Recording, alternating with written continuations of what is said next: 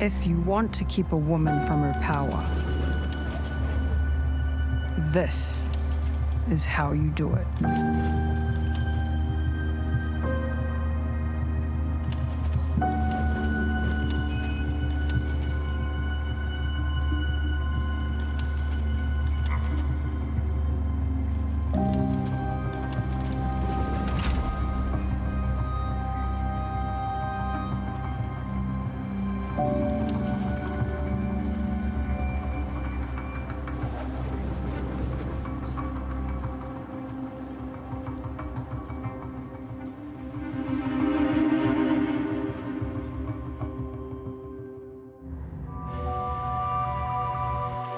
You don't have to be told to shrink when you already know how.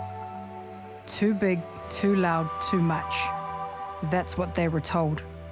That's what they carry. Something I've always kind of struggled with, this kind of being too much, too big.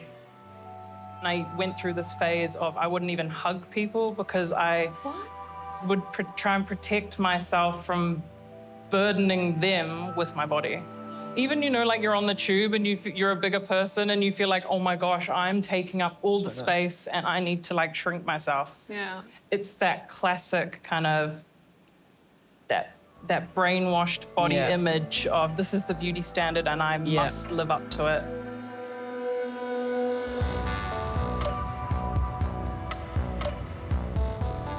It's like they just want to shrink women, make us tinier, weaker, hungrier, tireder, so that we can't, you know, truly stand in our full power.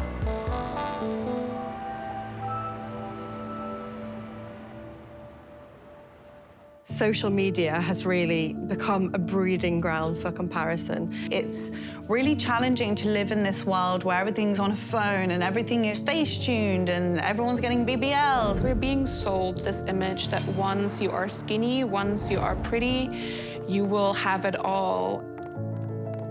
We're constantly looking online at people, whether they're lying about their bodies or they're having these changes, and we're constantly comparing ourselves to them. It's such a dangerous game, comparison, and it's such a trap. And it just keeps us focused not on ourselves, but on other people and keeping our validation external rather than internal. Isabella's back home was Sina, her first teacher, her mother.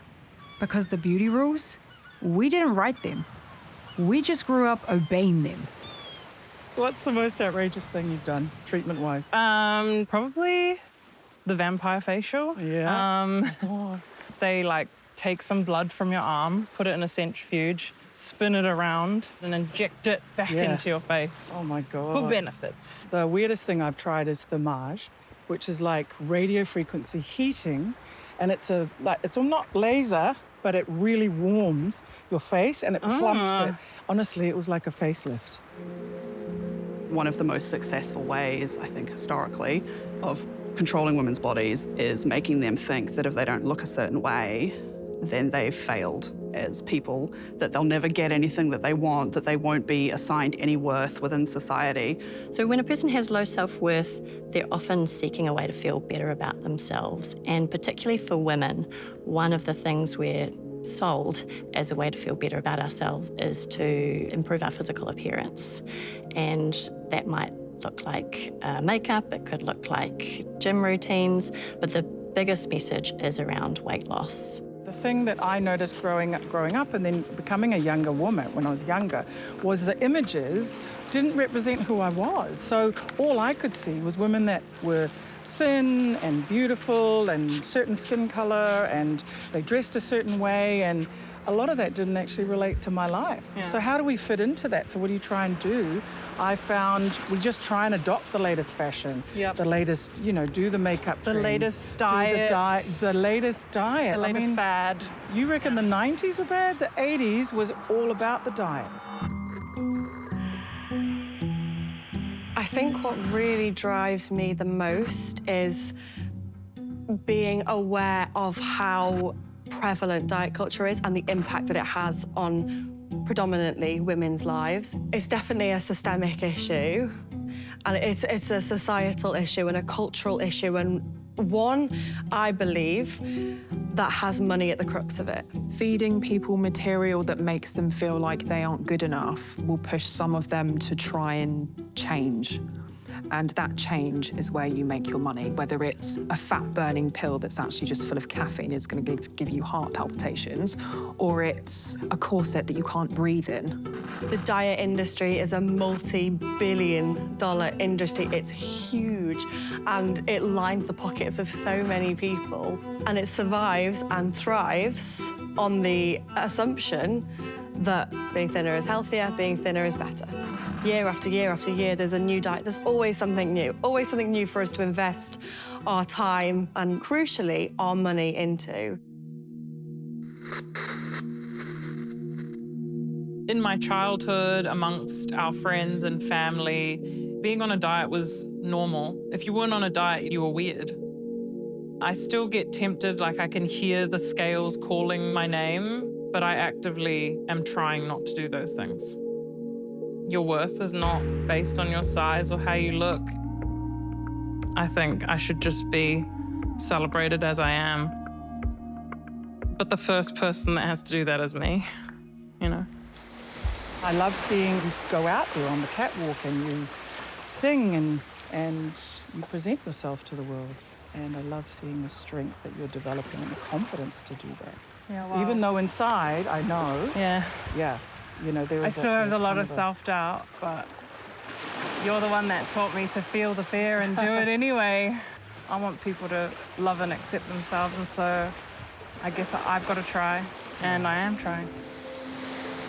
I think body image work is more important now than ever because of the Ozempic craze, because of the fact that thin is back in and it's taken over again.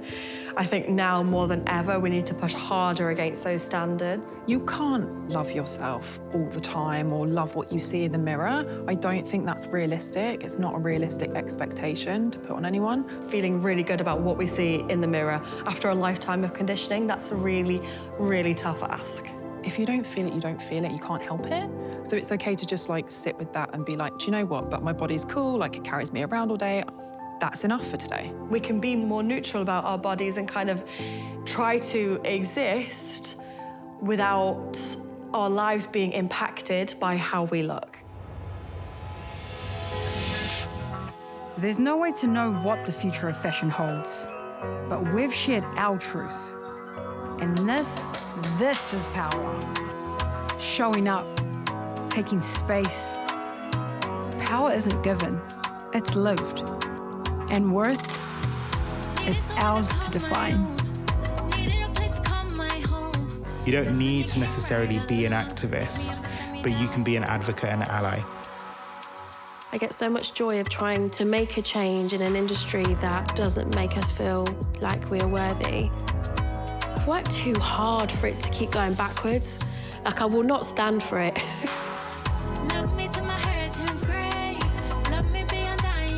I want to see a huge range of body types, different cultures as well. I want to see women who have aged. I want to see real life people.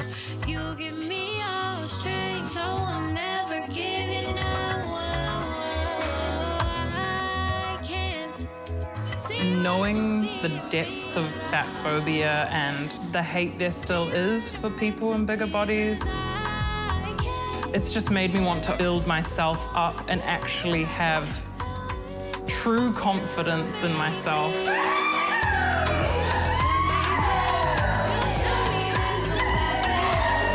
I can't wait for the day when I don't need any ounce of outside validation, that I just believe 100% that what I am is enough. Because I know myself and I know my worth, and it all comes from within. Challenge to self. Love thyself.